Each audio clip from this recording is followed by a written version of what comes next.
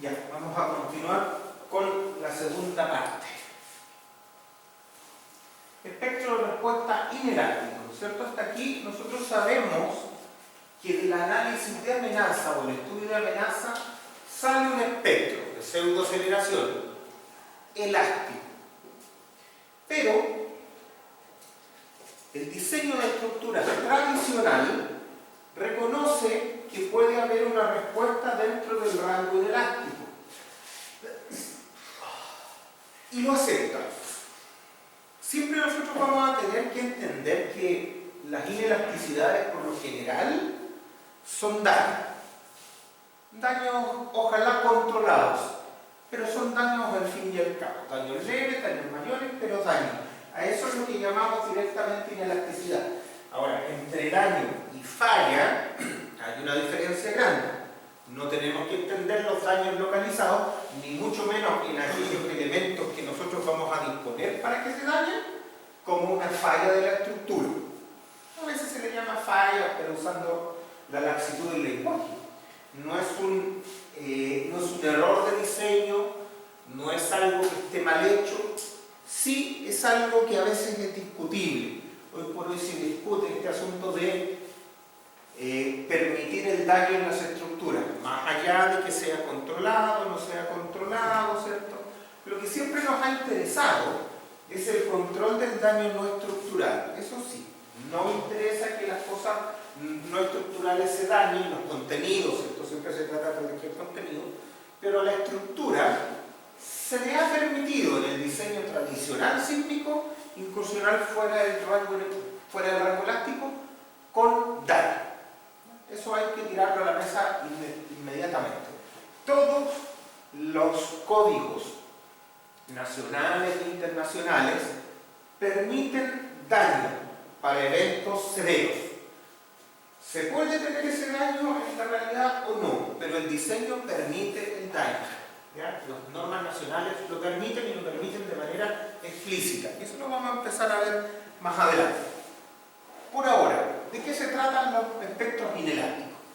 Se trata de que nosotros teníamos nuestro oscilador de un grado de libertad, ¿cierto? Pensemos en la bolita,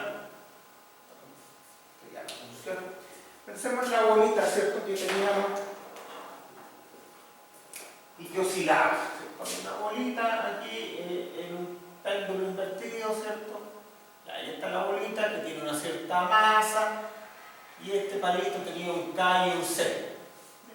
Bueno, ahora esta cuestión, al moverse lateralmente, ¿cierto? Con algún registro sísmico, la idea es que va a poder salir del rango elástico. Entonces este K ya no va a ser una constante, probablemente aquí vamos a tener más que nada una fuerza función del desplazamiento relativo.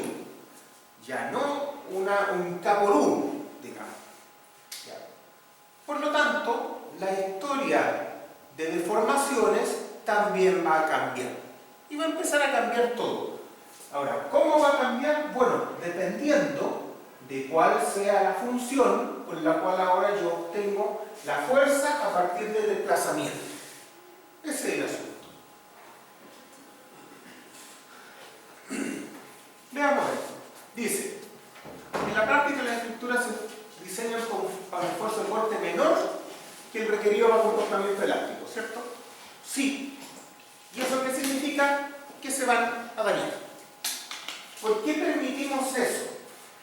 En principio, históricamente se ha dicho que es por un tema de costo, ¿cierto? Porque el proveer un nivel de resistencia que pueda garantizar que no salga del rango elástico y que por lo tanto no tenga ningún daño en un edificio, podría ser privativo desde el punto de vista de costo. Hoy en día eso es bien discutible, pero es lo que históricamente se ha considerado. Hay una segunda parte de eso, y es que si yo no conozco el evento que viene mañana, ¿cómo podría garantizar yo que mi estructuración lo puede resistir sin salir del rango elástico? Es difícil, ¿cierto? Sobre todo por lo disperso que es el fenómeno. El fenómeno sísmico tiene una variación muy grande que impide saber cómo va a ser el sismo de mañana, aunque sabemos más o menos, ¿cierto? Dentro de ciertos límites podemos tener una buena estimación, pero no vamos a saber cuál es con exactitud el que viene.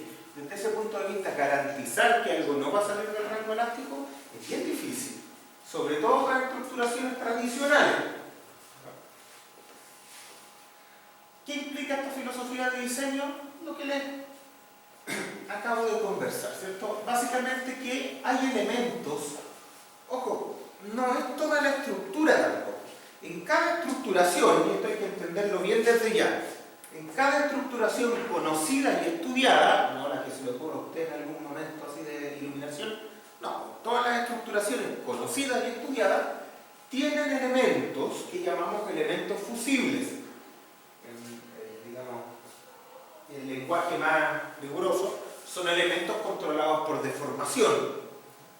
Son elementos donde yo sí voy a permitir plastificación. Voy a permitir agrietamiento, ¿cierto? Si hablamos de hormigones, voy a permitir fluencia de las barras del hormigón armado o fluencia en elementos de acero estructural.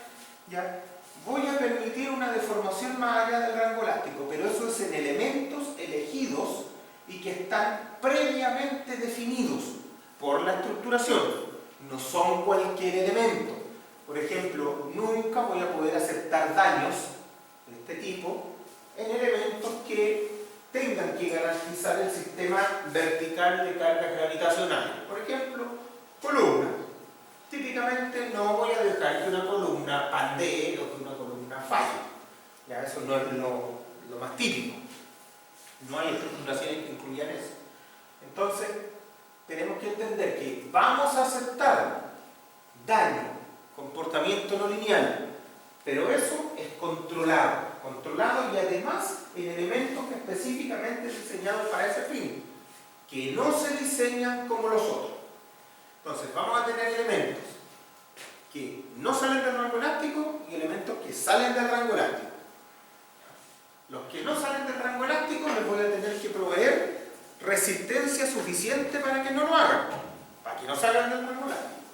Y a los otros elementos que van a salir les tengo que proveer una capacidad de deformación suficiente para que puedan desarrollar toda esa deformación sin fallar. Desde ya, está metido aquí entre medio, los elementos que van a fallar van a acotar la transmisión de carga a los otros elementos. ¿Cierto? Cuando un elemento falla, en general deja de traspasar carga o acota su carga. Es un cierto límite que en líneas generales vamos a asumir como conocido. Entonces también estos fusibles me van a servir para acotar la carga que pueden absorber otros elementos que no son fusibles. Ese es el concepto de la estructuración tradicional. Pero desde ya fíjense que se basa en el daño. O sea, tengo claro lo que se va a dañar, cómo se va a dañar, cuánto se va a dañar. Pero se va a dañar. Ese es el asunto. Bien. El desafío del daño controlado. Un par de modos. Muro de hormigón armado, muro de albañilería. No se ve nada. Ya, pero no importa. ¿Cuál es el asunto? Aquí hay un muro, un murito que tiene una carga vertical, pero que no es la que importa. Lo que importa es que el muro se está ciclando en corte. Un muro relativamente chato, se está ciclando en corte. Este es el de hormigón y ese es el de albañilería. Lo que importa en realidad son los ciclos. Así que está más o menos lo mismo el muro. Lo puedo dibujar aquí, pero es bien simple el concepto. Tengo un muro relativamente chato que tiene una carga axial, pero lo que me está importando es que se está ciclando horizontalmente en corte, que es como típicamente trabajan estas cuestiones. Bueno, ¿qué me da? Me dio este tipo de ciclo. Claro, aquí me empiezo a dar cuenta que esta cosa para deformaciones chicas, ¿cierto? La deformación está para allá, las fuerzas están para allá. Para deformaciones chicas el comportamiento es bastante lineal elástico. Nunca es lineal elástico, pero es parecido. Cuando la deformación lateral empieza a aumentar, esta cosa como que se empieza a cortar de otra manera. Ya no es tan lineal elástico. Ya empieza a hacer esta vueltecita, estos loops. Estos loops que en realidad aquí empiezan a estar como acotados de alguna manera por una línea que no está dibujada ahí, ¿cierto? Pero pareciera como que aquí hay una suerte de cambio.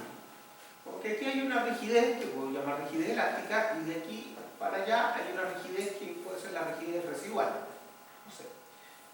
Pero voy viendo que esto tiene un comportamiento que hace rato que dejó de ser lineal elástico.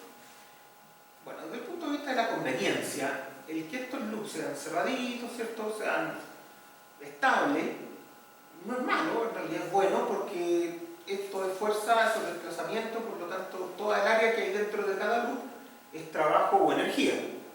Por lo tanto, por cada loop yo estoy disipando energía, lo que es bueno porque eso es amortiguamiento. Y si no hay amortiguamiento, la estructura se sigue moviendo eternamente. Entonces, bien, va amortiguando. Y en la medida que esta cosa tiene mayores amplitudes, empieza a tener loops que tienen mayor área adentro. Claro, hasta cierto nivel, cuando ya esta cosa empieza a degradar. Claro, ¿qué es degradar? Que empiezan a bajar tanto la rigidez como la resistencia. En esos dos temas. Aquí en los primeros loops no hay degradación de resistencia, claramente. La resistencia sigue siendo más o menos la misma. Aquí se pegó una caída. Degradación de rigidez, bueno, sí.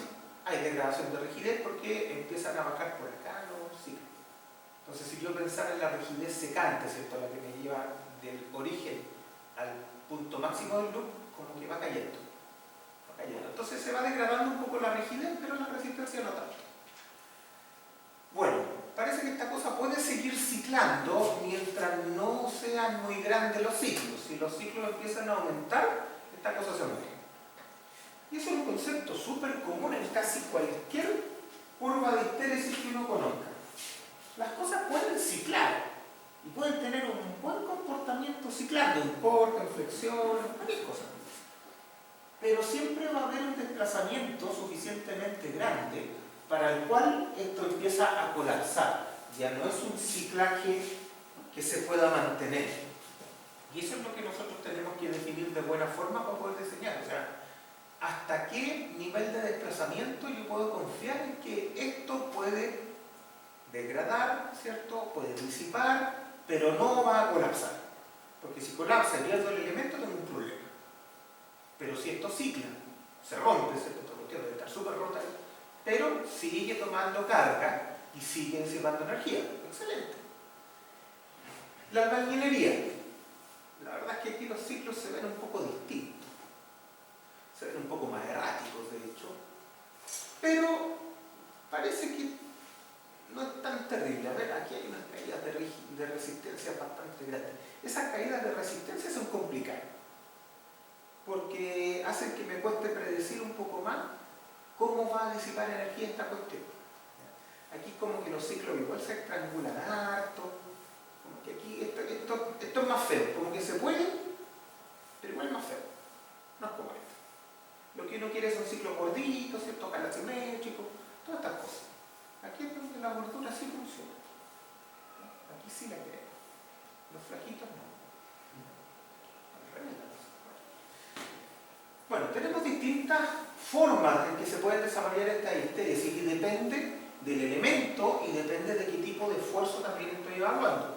Lo importante es que cuando yo tengo un elemento en el cual voy a concentrar daño, ese elemento tiene que ser suficientemente capaz de deformarse, de ciclar y de disipar energía. Eso es lo que voy a necesitar. Esencial es la capacidad de no colapsar, no tener una caída de resistencia importante. Veamos, si idealizamos estas cosas un poquito, ¿cierto? No somos ingenieros, ¿para qué vamos a complicar? ¿No? Tenemos aquí un diagrama fuerza-deformación. Podríamos pensar que tenemos una zona que es suficientemente lineal elástica y que tenemos acá una plastificación completa, ¿cierto? Esto es elastoplástico perfecto sin rigidez residual. Después vamos a mirar un poco la rigidez residual porque es bien importante. Casi todo tiene rigidez residual, mayor o menor, pero tiene. Y esa rigidez residual sirve para algunas cosas. Bueno, podría idealizar esa curva por eso. En general, ¿cierto? En esta idealización me van a aparecer algunos términos que vale la pena conocer. Cuando esto responde de manera lineal elástica, ¿cierto? Cuando esa ese palito de ahí, ¿cierto?, responde de manera lineal elástica, va a responder en esa recta. Cuando responde de manera elastoplástica perfecta, va a responder a través de esa segunda comportamiento. Pero además, ¿cierto?, el comportamiento elastoplástico, y aquí hay que hacer una diferencia acá. ¿Saben cuál es la diferencia entre no lineal e inelástico? Porque no es lo mismo. ¿Cierto? Esta cosa, cuando uno dice fuerza de deformación, si tengo fuerza en la vertical, deformación en la horizontal, como sea. Ese material es elástico.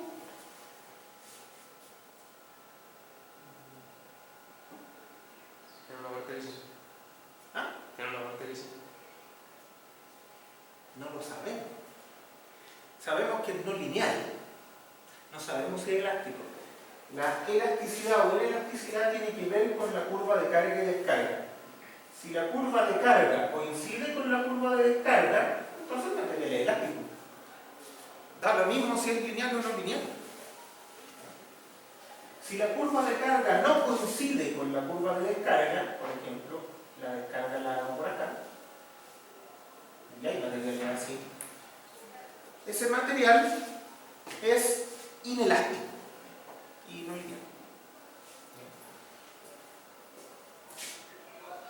En general uno ocupa el término no lineal e inelástico como sinónimo. No lo son, pero por lo general algo que es no lineal normalmente también es inelástico. Pero si esto carga y descarga por acá, sería no lineal elástico. Ahora, normalmente, insisto, los materiales lineales elásticos per se, para rangos grandes de variaciones, no existen. Todo es inelástico y todo es no lineal. Pero nosotros acostumbramos a linealizar en las cercanías de algún punto. Nos paramos en un punto y decimos, bueno, si nos corremos poquito para un lado y corremos poquito para el otro, en estas cercanías esto tiene comportamiento lineal. Por efectos matemáticos de conveniencia nomás. ¿Ya? No es porque los materiales realmente sean lineales, eso no pasa, es muy extraño. Bueno, aquí tenemos un material elastoplástico, aquí está elástico, ahí está plástico, y la descarga vamos a asumir que es paralela a la recta lineal elástica. Entonces es un material que es inelástico y lo que más me importa es que es inelástico, no que sea no lineal. Entonces, para repetir, acá tengo un comportamiento lineal elástico de un material y aquí estoy idealizando el material por el elastoplástico. ¿De qué se trata esto? Yo originalmente puedo tener un oscilador de 1 grado de libertad y si tiene respuesta lineal elástica para un registro dado, registro plano con una sola componente, va a llegar a una fuerza que es F0, que es la fuerza máxima que pueda desarrollar. Y esa deformación va a estar asociada a un U0. Esto es fácil porque como es lineal elástico están relacionados con la rigidez. Así que tengo uno, tengo el otro y tengo todo. Pero si yo tengo un oscilador igual, pero que no puede alcanzar el F0 o el U0, que para este caso viene siendo lo mismo, y tiene menos resistencia, probablemente esto va a poder sobrevivir si es que tiene una capacidad de deformación suficientemente grande. Cambia una cosa por otra. Entonces, claro, tiene menos resistencia. Ya, entonces cuando venga el sismo va a llegar por aquí y se va a meter para allá. Entonces, de alguna manera va a cambiar su falta de resistencia por capacidad de desplazamiento. Ese es el concepto básico. Siempre se dice que, claro, ahora que esta cosa fluye acá, se mete para allá, su deformación va a ser más grande que el U0. Eso siempre se dice, los profes dicen eso, las investigaciones dicen eso, pero ¿qué creen? No pasa. En estructuras reales, ¿cierto? Y no en estructuras de un grado de libertad, sino en cosas que uno construye, la verdad es que es bastante común que la deformación esperada elástica sea igual que la deformación esperada inelástica e incluso que la inelástica sea menor. Entonces, para estructuras construidas, de las que se hacen donde uno vive, es bastante común eso. Entonces cuidado con este tipo de cosas. Eso tiene que ver con muchos factores, pero la verdad es que en la práctica eso es lo que se ve. Ahora, vamos a llamar, ¿cierto?, a esta reducción de F0 hasta Fy, la vamos a llamar RI, para que sea fácil. Este no es el mismo R de las normas, el R de las normas está construido en base a varios defectos. Aquí vamos a estudiar primero este R que tiene que ver con ductilidad. Este puede ser una RMU, aquí le llamaron RI nomás, yo me robé esta cuestión del libro de Chopra y él le puso RI, así que para eso lo voy a cambiar, ¿cierto? Y un segundo punto que nos interesa mucho es el MU, que es la ductilidad. Ojo, la ductilidad es la deformación máxima a la que llegué versus la salida del rango elástico. No tiene que ver con la deformación original, tiene que ver con la salida del rango elástico. Ojo con esto. Entonces vamos a mirar el R, vamos a mirar la ductilidad. ¿Cuál es la gracia? ¿Cómo hay que leer esto? Yo estoy usando una resistencia menor y a cambio estoy entregando una mayor capacidad de deformación. Ese es el objetivo de acá. Pero ojo, es un peaje. No es que yo digo, voy a cambiar esto por esto. No. Si usted no es capaz de proveer la resistencia, entonces debe proveer la capacidad de deformación. La capacidad de deformación no viene sola. Hay que entregársela a la estructura y a los elementos. ¿Ya? No es un regalo. Veamos algunos modelos histeréticos. La bilineal, que es la que uno usaría para jugar, ¿cierto? Obvio, ¿cierto? Una bilineal, o sea, lineal elástico, ahí una rigidez por fluencia con rigidez residual. ¿Cuál es la regla de rebote? Se viene para acá, se viene para allá, se viene para allá. Es fácil. Entonces cualquier cosa como que uno la analizaría en esto, ¿cierto? Si uno tiene que ir a meterlo al MATLAB, al Python, como que le gusta esto. Pero esto es una idealización y ningún material se comporta así. Pero se puede comportar parecido. Ahora hay otras reglas, ¿cierto? Aquí yo les pongo varias reglas, ¿cierto? Varias reglas de comportamiento no lineal. Y aquí quiero ser súper claro en que no tratamos nosotros como, oye, esta es la regla para el muro en corte, o esta es la regla para la diagonal pandeándose. De hecho, ninguna de estas se acerca mucho a la diagonal pandeándose, ya que tiene una regla de rebote muy rara. Pero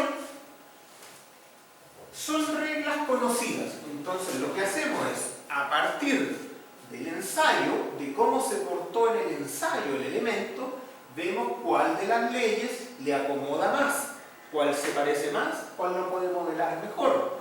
Y desde ahí, a lo mejor no es una, a lo mejor son varias. Entonces, ojo, no es que uno vaya a ir al SAT 2000 y poner constitutiva de muro en corte, clic. No funciona así. Usted primero tiene que ver cómo se comporta y después, entre las opciones que un software le da, puede ver cuál es la que está más cerca. Por ejemplo, para disipadores de energía por clasificación de metales, yo uso esa. Pero a veces ocupo esa con esa, para ver cuál es la diferencia. Esta de acá tiene un problema gigante en el quiebre, ¿cierto? Porque tiene una derivada discontinua que es difícil de integrar en ese punto.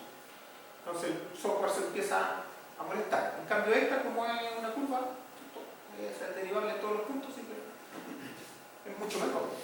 Pero son cosas que uno va eligiendo en la práctica. Entonces, ojo, las constitutivas yo las asigno a algún fenómeno o alguna forma de fallar de los elementos según la que se aproxime mejor, según la que represente mejor lo que yo quiero representar. Rara vez va a aparecer una constitutiva así como perfil doble T en flexión, o bueno, el SAT también tiene un elemento que se llama aislador de goma, pero igual no podría usar otro. ¿Ya? La idea es ponerle así, es que uno use ese para aislador de goma, pero bueno, fuera de otro. ¿Cómo funciona la bilineal? Si yo la voy a programar, ¿cierto? Y esto es lo que quiero que vean en la ayudantía. La idea es que esto es muy fácil de programar. Básicamente, yo si tengo desplazamientos pequeños, me voy por aquí. Cuando crecen los desplazamientos, me voy por allá. ¿Cierto? Entonces, ¿cómo lo programaría yo? De una manera bien simple. Primero, esto tiene una cierta historia. Conviene mirar dónde estaba yo en el paso anterior. los sistemas de integración funcionan así. Yo veo dónde estaba en el paso anterior y ahora veo, ¿tengo más deformación? Sí, entonces me fui para allá. ¿Y cómo sé yo que estoy en esa o estoy en esa? Si estoy en ese rango, estoy en ese rango. Bueno, tengo que suponer algo. Y eso es lo que hacemos. Suponemos que estamos en eso. Entonces, a lo mejor si estoy en ese punto, primero asumo que estoy con esa pendiente y me voy para allá. Y después verifico y me doy cuenta que me salí de estas rectas que son totalmente conocidas. Y si me salí de esa, entonces me tendré que devolver al punto que me corresponde. Ahora, si me devuelvo, lo mismo. Primero, a lo mejor tengo que pensar que voy por acá. Pero si en realidad me salí para acá, después cuando revise me voy a devolver. Esto es muy fácil de programar y por eso es que jugamos con esto. Pero no siempre esta constitutiva va a ser la única que se va a acercar a lo que nosotros vamos a tener que modelar. Por ahora, pensemos en esta. En la ayudantía le voy a pasar ejercicios de este tipo para que vean. ¿Cuál es la gracia? Tengo una rigidez elástica y tengo una rigidez por fluencia, que podría ser cero, como el acto plástico perfecto. En general, tengo una rigidez por fluencia, que anda entre el 1 y el 10%. Por ahí anda en lo que se usa, más o menos eso se modela. ¿Cuál es la influencia mayor de esa rigidez por fluencia? No va a afectar tanto en las fuerzas máximas que se desarrollan en el elemento, pero sí afecta normalmente en las deformaciones máximas que alcanzo. ¿Ya? Para rigideces por fluencia relativamente altas, puedo llegar a control de deformaciones mejores que para rigideces por fluencia más bajas. Entonces eso con numeritos se ve mejor y con numeritos lo van a ver en la ayudantía. Pero este es un modelo para jugar un poco y para aprender algunas cosas. Vamos a aplicar esto con un registro, ¿cierto? Tenemos ahí nuestro sistema de un grado de libertad, tenemos ahí el comportamiento lineal, K por U. Cuando esto se hace no lineal, ese K por U se transforma y ahora sigue siendo una fuerza, pero es una fuerza que depende del tiempo. En particular depende de U y T, de las dos cosas, U, T.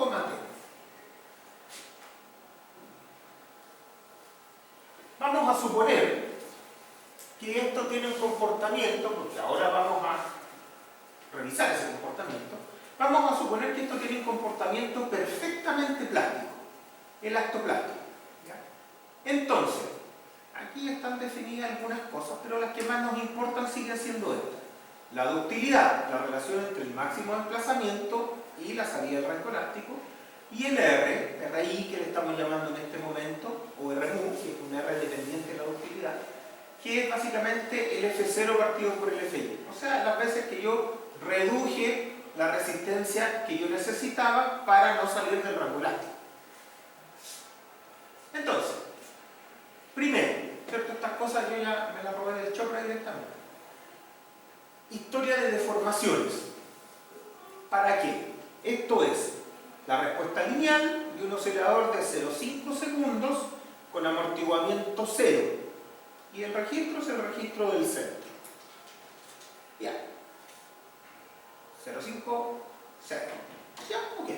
Entonces, es un oscilador de un grado de libertad, amortiguamiento 0 y al 0,5 segundos. Y se deformó 3,34 pulgadas. Ok. Será, no tenemos nada con qué compararlo, así que estará bien. No tiene mucha gracia. Anotemos.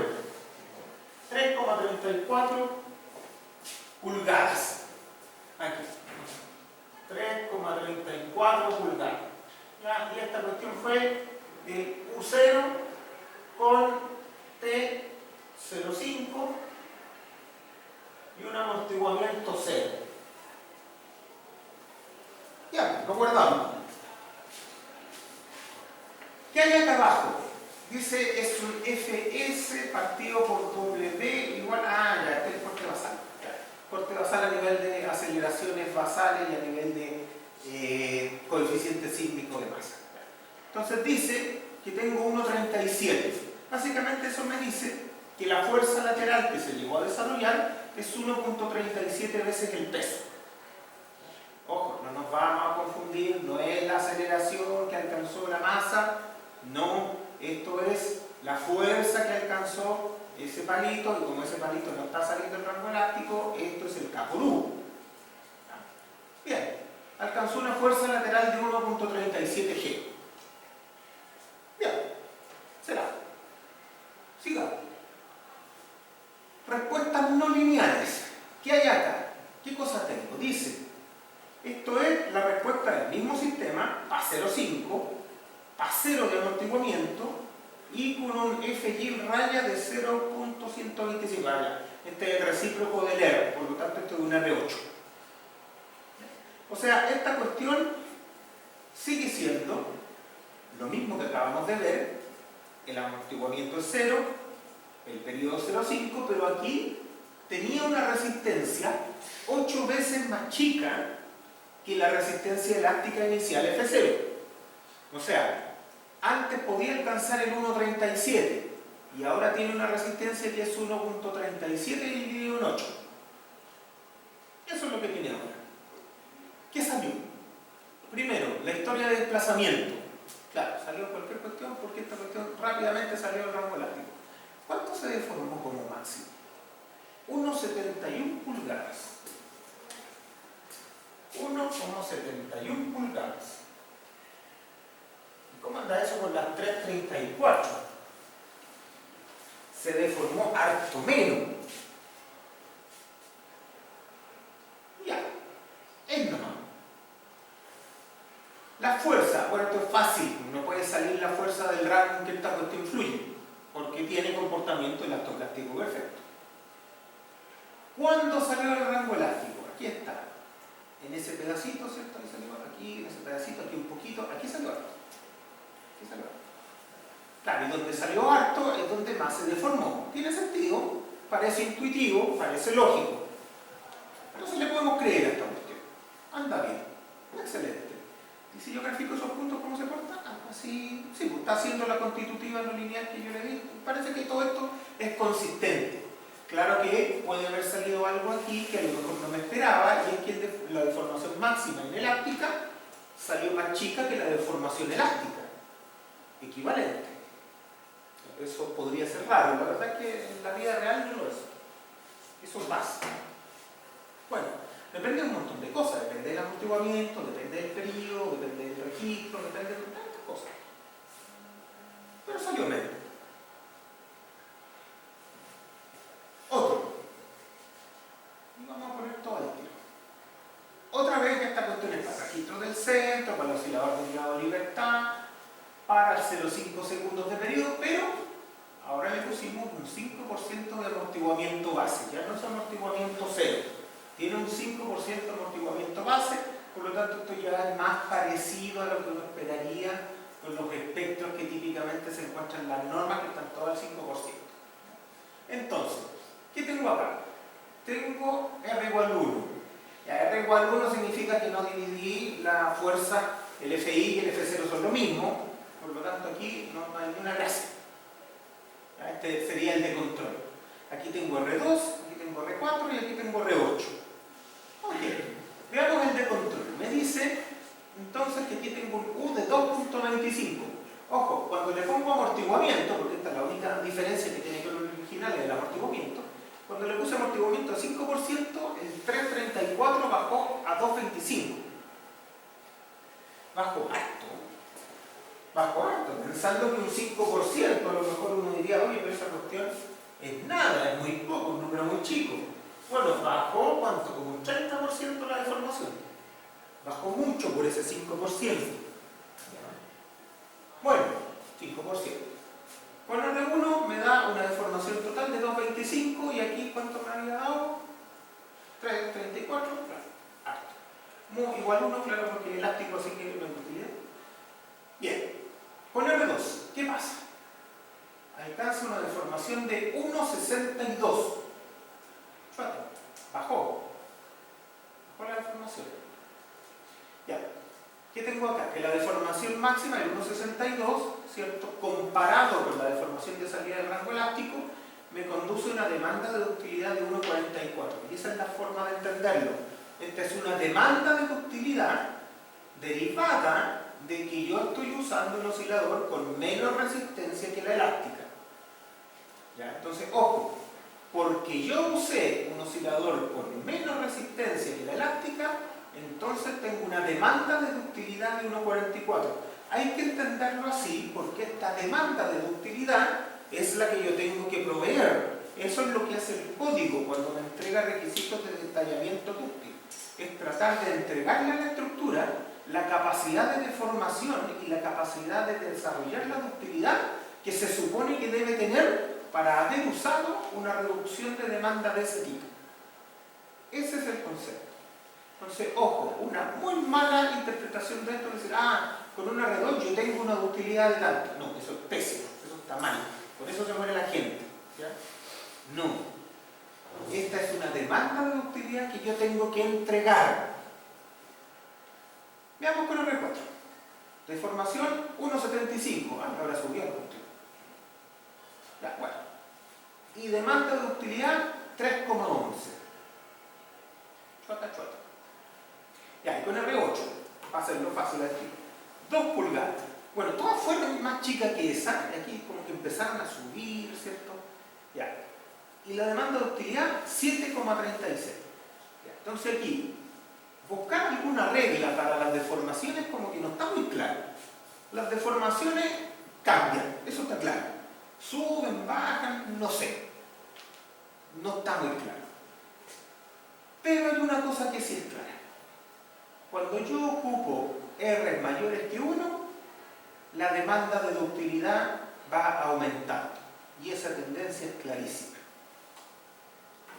Cuando yo ocupo reducciones que llevan a la estructura a salir del rango elástico, la demanda de ductilidad va aumentando en la medida que aumenta esa reducción de resistencia. Por lo tanto, mientras más reducción de la respuesta elástica yo ocupe, más ductilidad voy a tener que proveer a esa estructura para que no colapse. Claro, porque si esta cuestión no tiene esta capacidad de deformación, bueno, viene aquí y sale el rango elástico, se murió ahí, y el resto no existe. Entonces tengo que proveerle esa capacidad de deformación. Y de eso se trata el diseño sismo-resistente tradicional. Permitir que estas cosas salgan del rango elástico y a cambio proveerle la capacidad de deformación estable a la estructura para que pueda lograr la deformación que el evento le vaya a pedir. Ese es el asunto. Ahora, no lo queremos hacer así. No queremos hacerlo con integración no lineal en el tiempo porque es muy jodido. Lo queremos hacer fácil. Y para allá vamos. Básicamente, si lo miramos desde otro punto de vista, se trata de que yo tengo, por ejemplo, una respuesta acá que es un mesuelo, respuesta elástica. Si yo quiero proveer una resistencia que es la mitad de eso o un cuarto de eso, voy a necesitar ver más o menos cuál es la deformación que va a alcanzar cada una de estas cosas.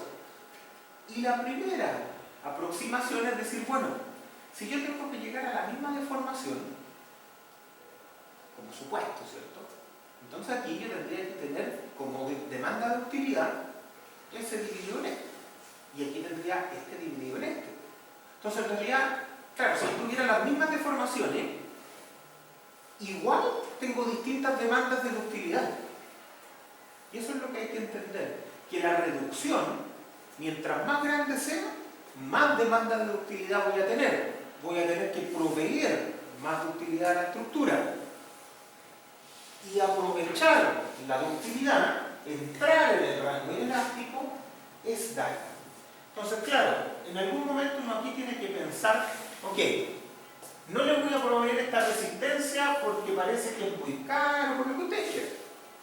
Le voy a proveer menos. Ya. Entonces voy a estar ahí. Aquí tengo una demanda de ductilidad que es relativamente chica. Ya. Aquí tengo una demanda de ductilidad que es relativamente grande.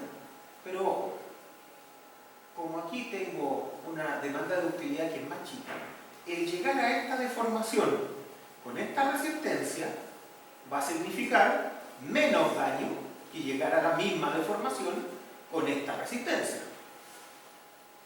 Y eso es algo que uno tiene que también mirar, porque una cosa es proveer capacidad de deformación suficiente para que esto no colapse, y otra es decir, oye, voy a alcanzar ese nivel de deformación con un nivel de daño irreparable. Algo que no me permita que la gente siga habitando ese edificio. Hoy día, desde el punto de vista normativo, eso estaría bien, relativamente bien, sería aceptable. Desde el punto de vista de la 433, nosotros tenemos que garantizar el estado límite de seguridad de vida, life safety. Y eso significa que la estructura podría salir del rango elástico o no. Y podría salir del rango elástico mientras no colapse. Eso es seguridad de vida. Mientras la gente no se muera, todo estaría bien. Entonces, un edificio que queda muy dañado y que después del terremoto hay que demolerlo, estaría cumpliendo norma igual que uno que no se dañó. Desde el punto de vista de la norma, por lo menos. Ahora, evidentemente, uno preferiría estar en el que se dañó, ¿cierto? Pero, desde el punto de vista normativo, esas dos cosas están bien si lo que yo estoy buscando es seguridad de vida, es no colapsar. Demanda inelástica, elástica. Tratemos de entender este mono que está acá, ¿cierto? Que también se lo habrá dicho. Dice, ¿qué es esto? Deformaciones máximas y deformaciones elásticas. Ya, de un sistema electroplástico, el sistema lineal corresponde a bonito, ya, el centro. Ya, ¿qué tengo acá? El U máximo versus U0. Ah, ya, entonces, claro, esto, cuando tengo esto mayor que 1, y aquí está el 1, ¿cierto? Cuando esto es mayor que 1, significa que la deformación inelástica fue mayor que la elástica. O sea, esto me cae. Ya, entonces aquí sí veo, porque como aquí estoy barriendo todos los periodos, aquí me doy cuenta que hay periodos para los cuales la deformación inelástica es mayor que la deformación elástica. Aquí está clarito. Y aquí están los distintos R, ¿cierto? Este es un R2, este es un R4, este es un R8. Ya. Aquí me doy cuenta que desde ciertos periodos para arriba como que esta cosa se estabiliza y a pesar de que tiene dispersión, puedo pensar que las deformaciones inelásticas y las elásticas empiezan a aparecer. Ya, pero esto es para periodos de qué tipo? Aquí como 0,5, 0,3, para arriba. ¿Y esto entonces qué? Ah, esta es zona de periodo muy corto. En zonas de periodo muy corto, la deformación inelástica tiende a crecer respecto a la elástica. Ya. Tiende a crecer alto. Bueno, dependiendo del R que esté usando. Pero aquí crece y acá no crece tanto. Bien, bien, depende del periodo. Tenemos algo ahí, con toda la dispersión que hay, depende del periodo. Aquí, ¿qué tenemos? Demanda de ductilidad. Ya, no es lo mismo, porque este es el máximo respecto al nivel de deformación que saca el mismo oscilador del rango elástico. Demanda de ductilidad. Ya, entonces aquí, ¿qué tengo? Acá está el 1. Claro, con R igual 1, esta cuestión es una recta y a nadie importa. De ahí para arriba, ¿qué tengo? Ah, mire, ya, aquí hay cosas que se ven. Dice que para periodo grande, aquí el RI y la ductilidad se igualan, o sea, la demanda de ductilidad y el R se igualan. Ya, pero son periodos, ¿qué periodo grande acá? Periodo como 15 segundos, ya no me sirve esa cuestión. Para el periodo grande eso es grande, ya, pero no me sirve. Pero acá igual hay una tendencia, a lo mejor por aquí nomás, por 0,5. Ya, como 0,5 de ahí para allá, yo me doy cuenta que la demanda de ductilidad se parece al R, con toda la dispersión que hay, pero tiene un parecido, ¿cierto? 7,36 se parece a 8, 3,11 se parece a 4, 1,4 se parece a 2, y va por un poco por abajo, ¿cierto? Pero hay una cierta tendencia. Entonces, en periodos grandes sí la reducción se empieza a parecer a la demanda de ductilidad, pero en periodos bajos no hay problema, porque aquí la demanda de ductilidad se dispara. Se dispara un montón. En periodos bajos, ¿cierto? No tengo aquí el problema.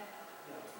Eso quiere decir que entonces la ductilidad como que no me conviene usarla en periodos bajos, porque si la uso voy a estar exponiéndome a deformaciones muy grandes.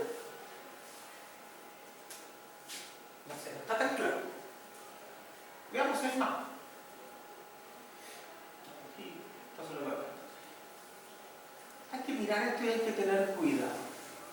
Alguien podría pensar, oye, la demanda de ductilidad aquí se dispara hasta allá. Eso quiere decir que las deformaciones laterales son muy grandes. Pero no es así. ¿Cuál es la deformación lateral de un oscilador de periodo cero?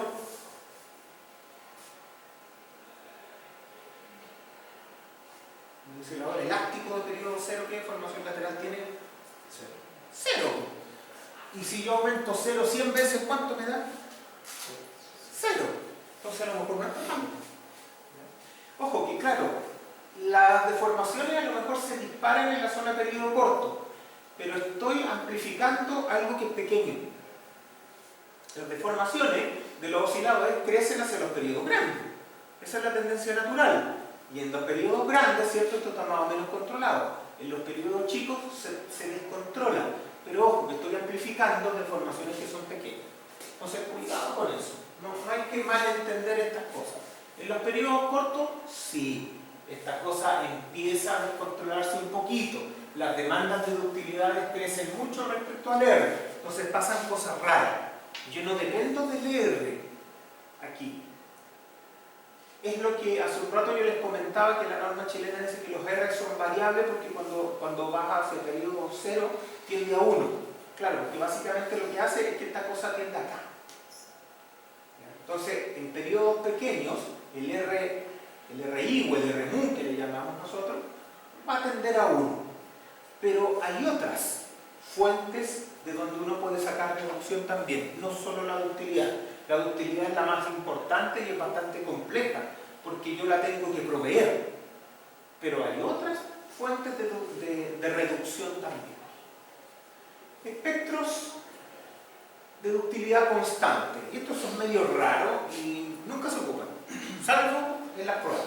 Para lo único que sirve esta cuestión. ¿De qué se trata? Otra vez, calceta y toda la cuestión. Y aquí tengo para ductilidad 1, 1, 5, 2, 4 y 8. Ya, ductilidad 1 es el elástico, el espectro elástico.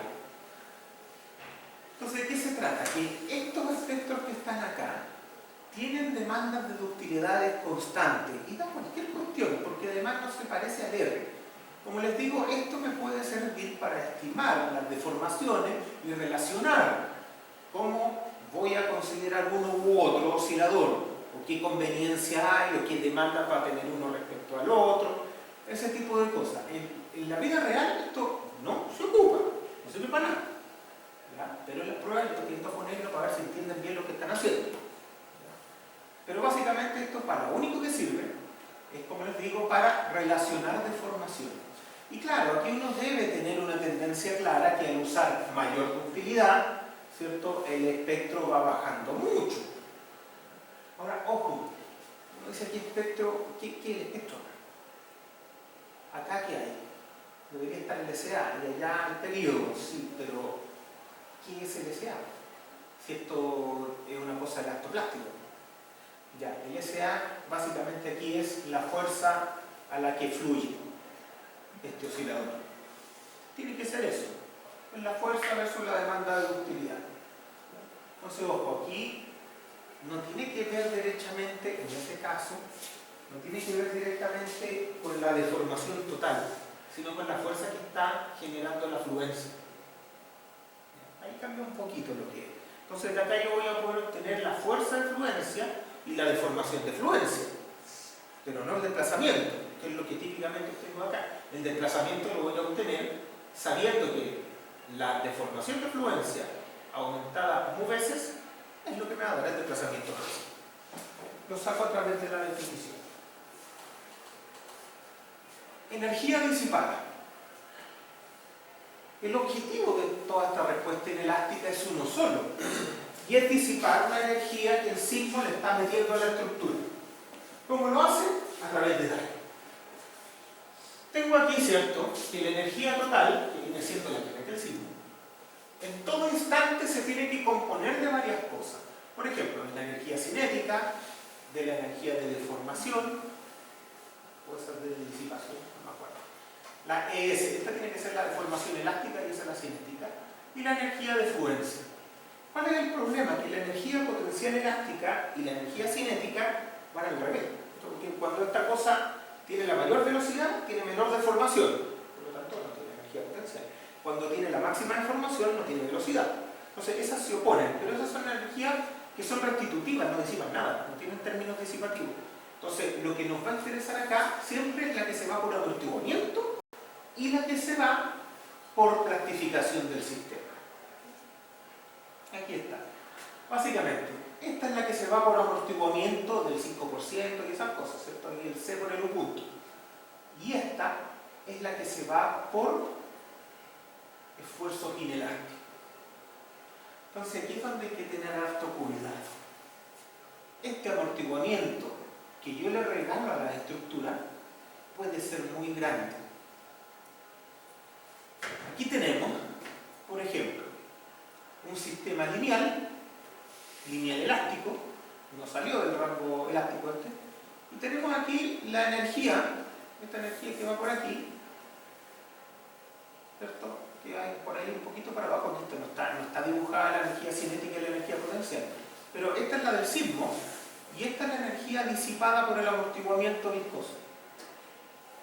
Claro, es toda, tiene que ser toda porque no hay ningún otro término disipativo.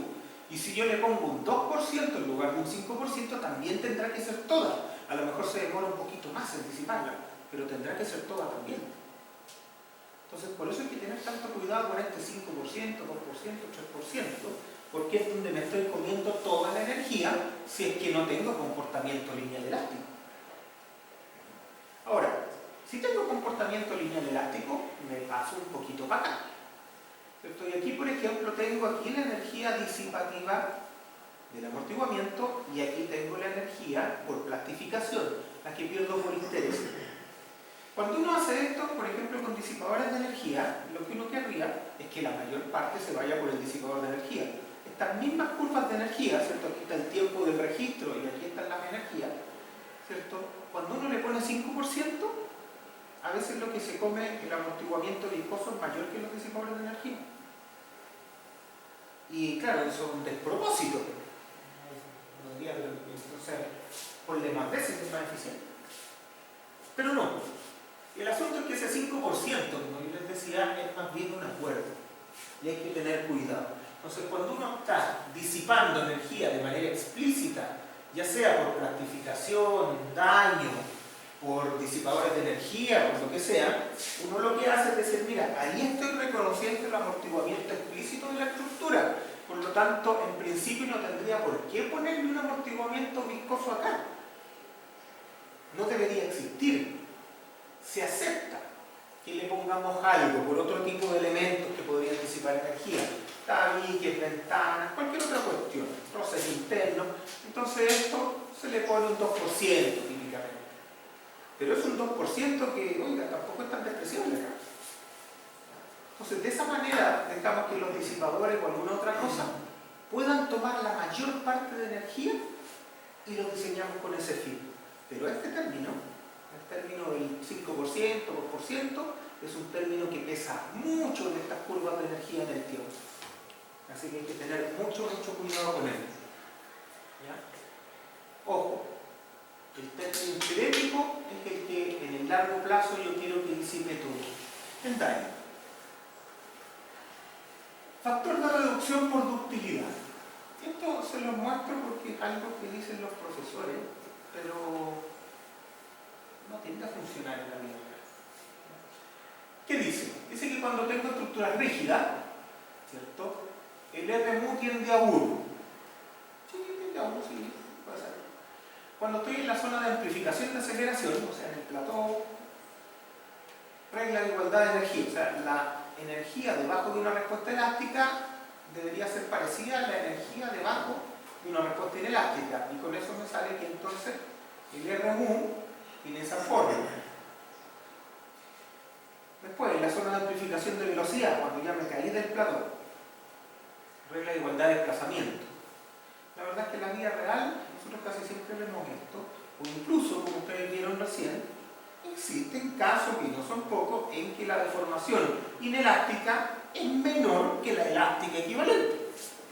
Eso puede pasar perfectamente, porque una vez que yo entro al rango inelástico empiezo a desarrollar empiezo a disipar energía de manera muy eficiente. Disipar energía de manera eficiente significa mucho amortiguamiento, y mucho amortiguamiento significa reducción de desplazamiento. Entonces, no es raro que para cosas que salen rápidamente del rango elástico, el control de desplazamiento sea bueno. Reduzca los desplazamientos. Pero ojo, reduzco los desplazamientos totales. Si yo le pongo poca resistencia, ya vimos que tengo una demanda de ductilidad alta. Entonces, no confundamos las dos cosas. Se lo menciono varias veces porque aquí es donde esto se pone medio confuso. Bien, les dejo una tesis también de Ignacio Núñez, creo que ya había comentado, que es donde sale la zonificación sísmica propuesta para Chile, que al final no la pensamos, pero aquí hay una muy buena propuesta. Aquí le echen una miradita y también aparecen los códigos por si los quieren usar. Esto por ahora, le voy a cambiar ahora. Voy a seguir.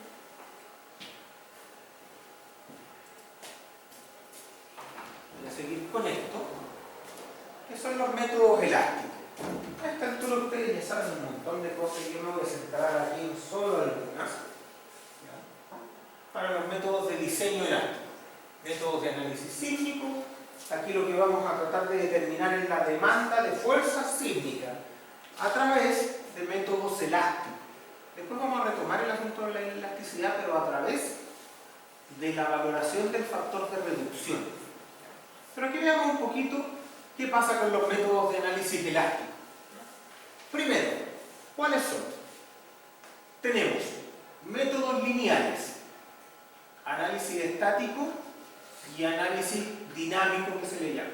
A mí me carga el nombre dinámico para análisis modal espectral porque en realidad no tiene nada de dinámico. El análisis modal espectral aparece un segundo porque se calculan periodos, pero nada más, no tiene nada que ver con la respuesta en el tiempo. Cuando algo es dinámico, a mí me gustaría entender que se trata de la respuesta en el tiempo. Por lo tanto, el tiempo-historia lineal sí es un análisis dinámico. El análisis modal espectral no lo es. No tiene nada de dinámico. Bueno, el análisis lineal estático se basa en determinar un patrón de fuerzas laterales y aplicárselo a la estructura como si viniera un gigante y la empujara. Ese es el análisis lineal estático. ¿Cuál es el problema de eso? Que eso no es verdad ni se acerca a la verdad. Claro, uno podría decir ya, tengo el periodo fundamental de mi estructura. Supongamos que lo tengo. Me meto al espectro elástico y con eso voy a determinar el corte basal. Bien, tengo el corte basal. ¿Cómo se lo aplico a la estructura en altura? Tengo que inventarme alguna ley de distribución de esas fuerzas en altura. Y es ahí donde tengo el problema. ¿Cómo me invento una ley de distribución de la carga lateral en altura? ¿Ya? Hay varias, nuestras normas tienen una. AC7 tiene una, pero que se calibra con un exponente y con eso hace que tenga varias, ¿cierto? Depende de si la estructura es rígida o si la estructura es flexible. En nuestro caso siempre asume que la estructura es relativamente flexible y que tiene un efecto látigo, por lo tanto castiga mucho los modos superiores, los pisos superiores. No se estira más corte hacia arriba, lo que hace que tenga un volcante más grande para el mismo corte. Ese es el objetivo de las ecuaciones que tienen las normas chilenas. Ahora, ¿eso es conservador? ¿Es bueno? No. No en la gran mayoría de los casos, porque el análisis estático se basa en suponer que toda la masa se tributa al primer modo. Con eso, si esta cosa tiene una distribución de rigideces uniforme en altura, una distribución de masas uniforme en altura, va a funcionar relativamente bien. Pero eso no pasa. Una distribución uniforme de masas en altura, ya, en un edificio de departamentos podría ser. Una distribución de rigidez uniforme en altura, seguro que no. Porque, si bien no son lo mismo, la rigidez y la resistencia en la vida real están relacionadas. Si yo tengo un muro de mayor espesor, tengo más rigidez y también tengo mayor resistencia. No son lo mismo, pero están de la mano. En los pisos superiores, evidentemente, voy a necesitar menos resistencia porque tengo menos demanda, y en los pisos inferiores necesito más resistencia porque tengo más demanda. Por lo tanto, voy a tener más rigidez abajo que arriba. Eso también va a cambiar un poco la masa, pero podríamos suponer que no la cambia tanto si las losas son todas iguales, y más o menos ahí está la masa. Entonces, ojo, a lo mejor en edificios de departamento podría ser. En estructuras industriales nunca. No existen las estructuras industriales uniformes, ni en altura, ni en masa, de hecho ni siquiera existen sin irregularidades. Todas tienen irregularidades en altura, en planta y en todo lo que se pueda, porque los procesos industriales son así. En estructuras industriales uno siempre está tratando de afirmar el equipo. Ese es el objetivo. Y el equipo para que el proceso se pueda desarrollar de manera simple, limpia y segura a producir. Entonces, ojo, análisis estático personalmente para casa.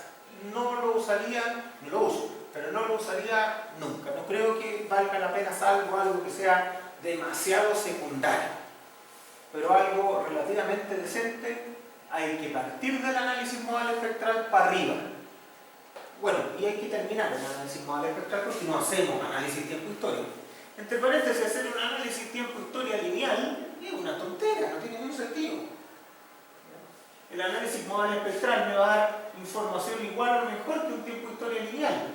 Un tiempo-historia tiene sentido cuando es no lineal. Ahí tiene sentido cuando yo reconozco las potenciales plastificaciones que van a haber al interior de la estructura y las puedo evaluar. Ahí sí. Entonces, cosas lineal elásticas, tal el estático, pero no lo vamos. Está el modal espectral, ese sí lo vamos a hacer para efectos de este curso, ese va a ser estándar. No lineal. Tenemos dos cosas. El pushover, que es el estático no lineal, y el inelástico dinámico, que es el tiempo-historia no lineal. Bueno, si no me gustaba el análisis estático lineal, el no lineal, tres cuartos lo mismo. Sirve mucho más que el otro. ¿Ya? Pero tiene un problema. Y es que usted, al igual que en el caso del estático lineal, usted tiene un patrón de fuerzas con los que empuja la estructura para el lado. ¿Ya? Aquí también tiene un patrón de fuerzas con los que empuja la estructura para el lado. Pero ahora sigue empujando más allá del rango elástico y la estructura se empieza a plastificar. Empieza a formar rótulas plásticas en las vigas, en los muros, donde tenga que generar esas rótulas plásticas y se deforma hasta que en algún momento colapsa. Ese es el análisis Puchol. Pero al igual que en el caso estático lineal, su resultado final depende de cuál es su patrón de fuerzas laterales, que por definición no conocemos. Claro, porque las fuerzas que se generan en la estructura dependen de la dinámica de la estructura, no son independientes de eso. Entonces, mal podría usted definir a priori cuál va a ser el patrón de fuerzas laterales.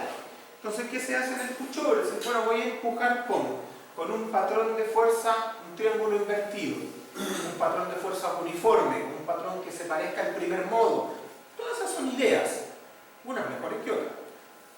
Pero, finalmente, yo no voy a conocer ese patrón de fuerzas laterales. Entonces, ¿qué hacemos? Por lo menos cuando yo lo he hecho es buscar distintos patrones laterales y con esos patrones unos me llevarán a algún punto sensible y otros a otro. Por ejemplo, si hago un patrón como el primer modo que tiene mayores aceleraciones arriba, ya con ese podría llegar a un volcante más grande. Si hago un patrón uniforme en altura, con eso voy a llegar a un corte más grande, con un volcante más chico, porque tiene la resultante más abajo. Entonces voy a tener una banda de valores que me pueden servir. Con eso puedo llegar a determinar la capacidad de deformación lateral de la estructura, ¿cierto? Hay algo sobre las reducciones, pero no es algo que me sirva realmente para aprobar el edificio completo, para que me deje tranquilo. Puede ser una herramienta y me da harta información respecto a esto no tiene sentido, ¿ya? Pero por sí solo no es suficiente.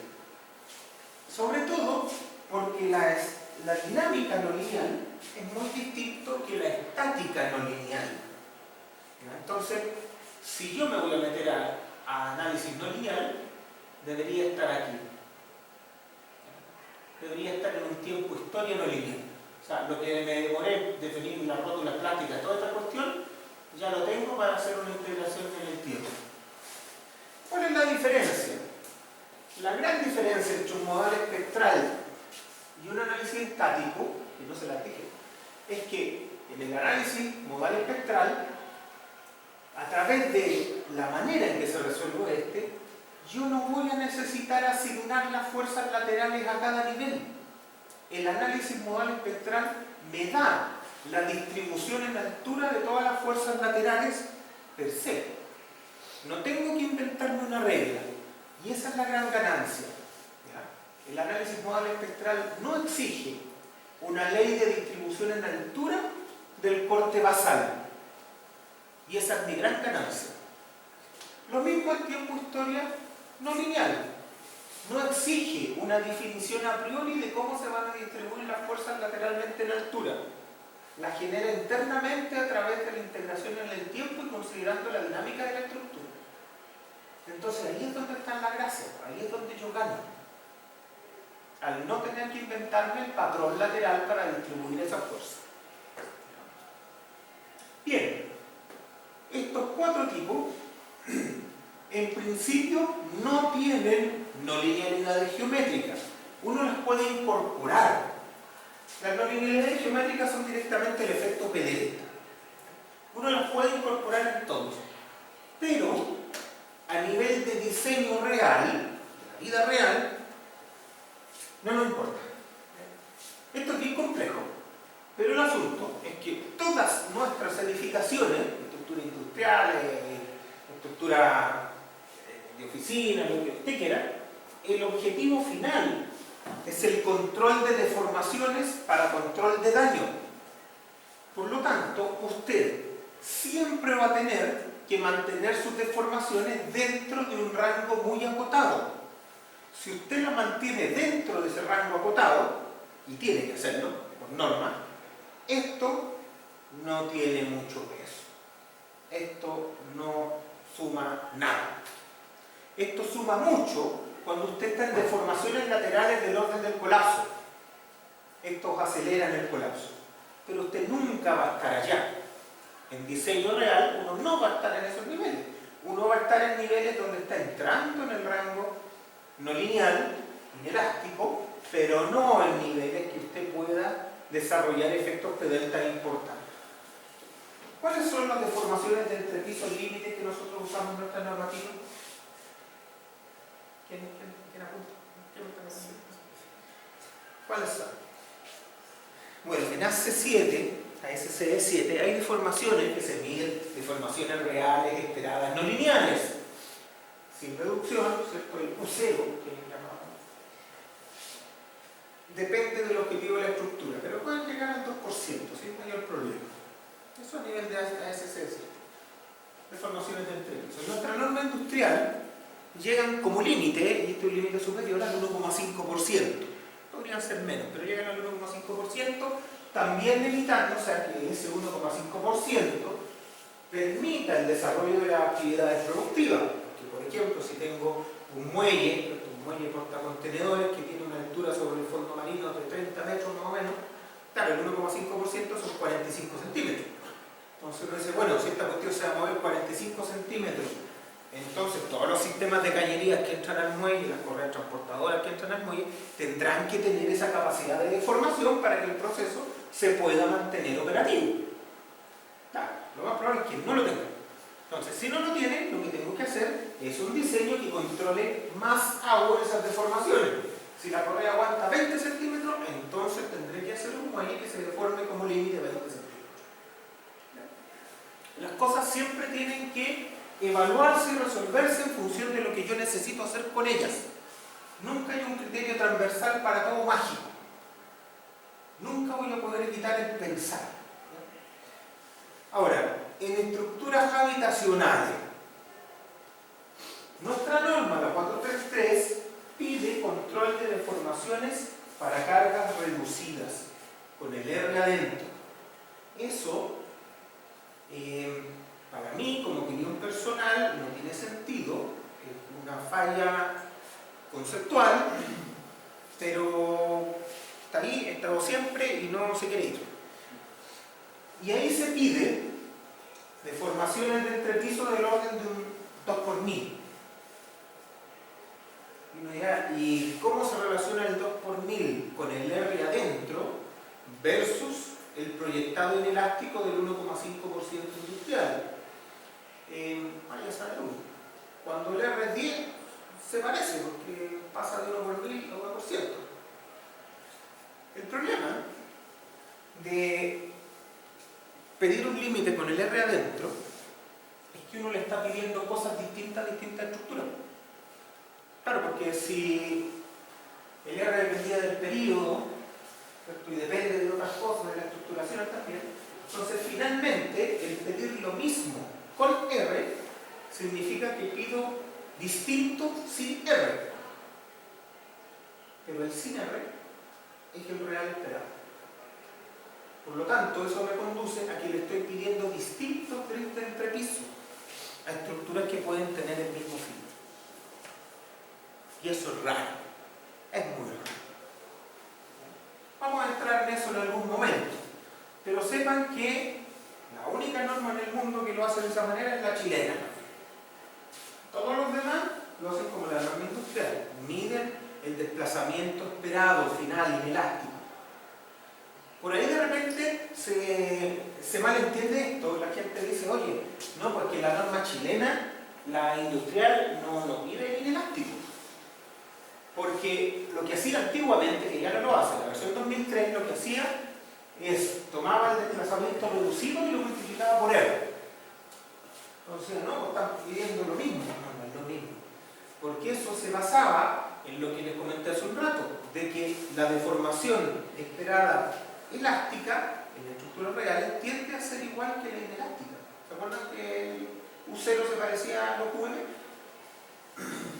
Bajo ese principio se pedía entonces que la deformación inelástica iba a ser la reducida por R. Aproximábamos la respuesta inelástica a través de la elástica, pero lo que se estaba comparando siempre era la inelástica. Se estaba prediciendo la inelástica a través de esa aproximación. Ese es el punto. La 433 no lo hace. La 433 mide la deformación a nivel de diseño y eso con el R dentro, y eso es raro. Es muy extraño. Ya, circo horizontal. Cuando diseño, ¿cómo mezclo las componentes horizontales? ¿Cierto? Bueno, en general, ¿cierto? Las normas tienden a pedir una dirección al 100%. Hasta 433. Pero, típicamente, el resto de las normas y nuestra 2369 piden por lo menos 100% en una dirección más 30% en la otra. Hay algunas normas a nivel mundial que piden 100 más 60. La verdad es que uno puede decir, pero es que 60 puede ser mucho. Bueno, es que eso no es una opinión. Eso viene de analizar la concurrencia conjunta de los máximos en las dos direcciones y se puede hacer el análisis estadístico para saber si en su zona es 30, 60 o es lo que sea. No necesitamos opinar, tenemos que calcular. Para nuestro caso, el 100 con el 30 anda bien, anda bastante bien. Ahora, la gran mayoría de los edificios y estructuras, ¿cierto?, tiene ejes que responden en una sola dirección principal. Por lo tanto, cuando viene la demanda en la otra dirección, no son los mismos elementos los que trabajan, así que no es un problema tan grande, salvo en las columnas de esquina, que es donde estas cosas empiezan a molestar un poco. Pero ahora que no lo usted sabe. ¿Cierto? Para análisis tiempo-historia, en general se pide 100% en las dos direcciones, pero eso tiene que ver con las componentes. ¿Ya? Porque no vamos a amplificar una por un valor y la otra por el otro. ¿Ya? Entonces eso, claro, ese 100% en las dos direcciones, sí, pero depende de la componente. Eso hay que mirarlo con más detalle, con más calma. Vertical. Hay muchas normas que no tienen el sismo vertical explícito, pero siempre tienen algo que modela el efecto vertical. En nuestro caso, ¿cierto? En el caso 2369, antes se usaba el 2 tercios de sub 0, ahora se ocupa otra cosa, ¿cierto? Esto es un resabio de la versión del 2003. La versión del 2023 tiene un coeficiente sísmico vertical que es 1.18 SA sub 0. Y ese es el que ocupamos para sismostático vertical y también permite la posibilidad de hacer un modal espectral vertical. Desde ya,